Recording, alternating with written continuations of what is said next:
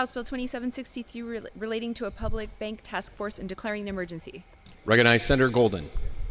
Thank you, Mr. President. I'd like to read from the third reading summary digest. This bill creates a state public bank task force.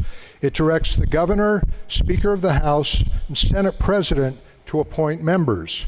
The bill tells the task force to explore the possible benefits and harms of creating a state bank. Mr. President, I'm not quite sure how long the public bank debate has gone on in this building. I'm pretty sure it precedes the tenure of anyone still serving.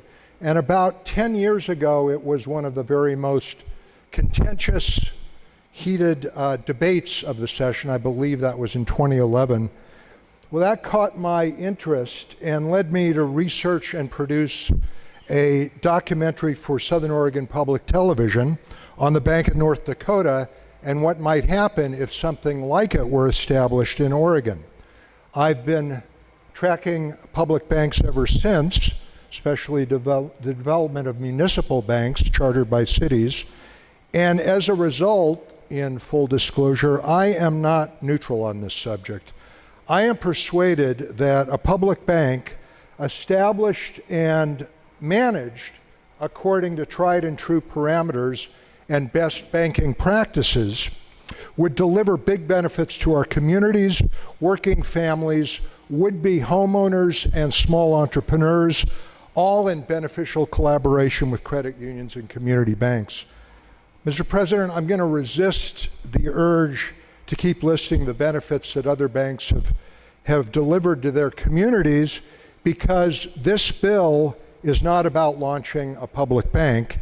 It's about convening a diverse group of key stakeholders supported by top-of-the-line financial experts and scholars to thoroughly explore all the issues that arise around public banking and bring us their findings by September of 2024.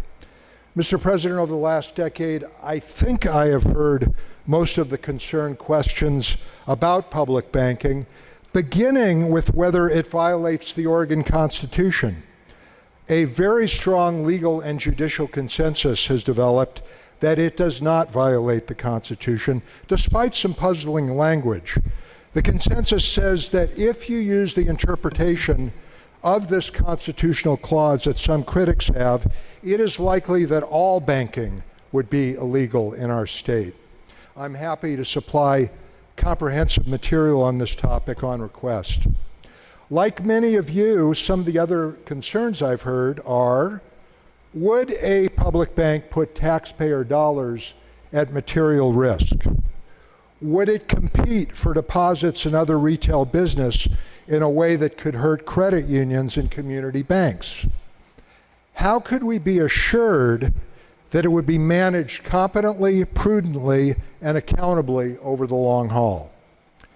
Mr. President, every one of those questions are important and fair, and all of them should be carefully answered before any move to launch a public bank. All of them can be answered thoroughly and conscientiously by the combination of people and resources that this bill convenes. Mr. President, this legislature has gone around and around and around for a long time, quarreling over the soundness of public banking and always coming back to square one. I think it's safe to say that we will continue to go around and around until we can get the central questions answered and details hammered out by qualified and credible professionals. Colleagues, I understand that this is a contentious issue. It has been for a long time. Given the amount of clearly, readily available evidence on the way public banks elsewhere have benefited families, small businesses, higher ed students, would-be homeowners, and small business folks, and municipalities when they finance public work projects, can we responsibly say no to an unbiased vetting of how it could work in Oregon? Can we responsibly say, no, we don't really want to hear these answers. Let's just stop talking about this.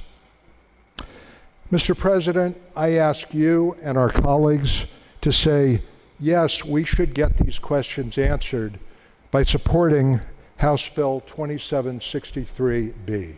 Thank you.